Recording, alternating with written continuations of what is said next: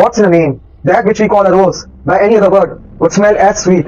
Shakespeare. When Shakespeare wrote these lines, he wrote his own name under them. These lines sound profound, but when you delve deeper, you will understand it is musings of a teenager brain, not that of someone who is well-read and wise. Some things are subtle, and they could only be grasped once you are observant enough. For example, the recent Must Talk About debate by London Talk. Does God exist? क्या ईश्वर का अस्तित्व है?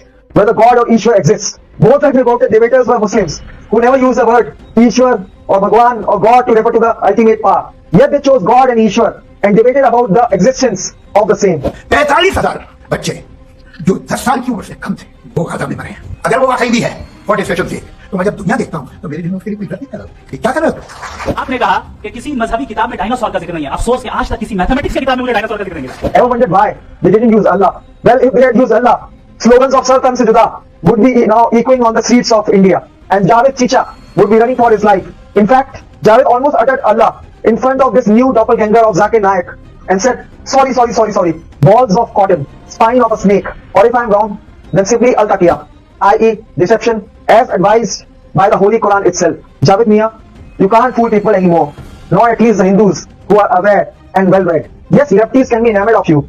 Lefties and comrades of today don't read anything anyway, except garbage, web portals by legacy left-wing news media. Javed Mia, I think you pretend as a rational, a so-called atheist, but are a closeted jihadi, working for Islam. What's laughable is the debaters are both Muslims, but they didn't even use the Persian word Khuda, initially meant for Aura Mazda, which has now been appropriated by the Muslims of the Indian subcontinent, and refers to Allah, albeit if you prefix it with the word true Khuda. Anyway, it is implied in most cases, yet many mullahs and scholars advise caution. It is because though Allah is the Khuda, but Khuda is not always the mighty Allah. No wonder why mullahs and devout Muslims yap over and over and over again, 5 times every day. There is no God but Allah. And that one good deed is that this man used to say and believe, La ilaha illallah, there is no God but Allah, and he truly believed this. Because Allah is not the God, and God is not the Allah, but Allah is the true God of Muslims. So you see, names and words matter. In fact, the whole world is fighting over words and language, and nothing else. Language games, as mentioned in the Upanishads, and reiterated millennia later by Ludwig Wittgenstein, who famously said and wrote,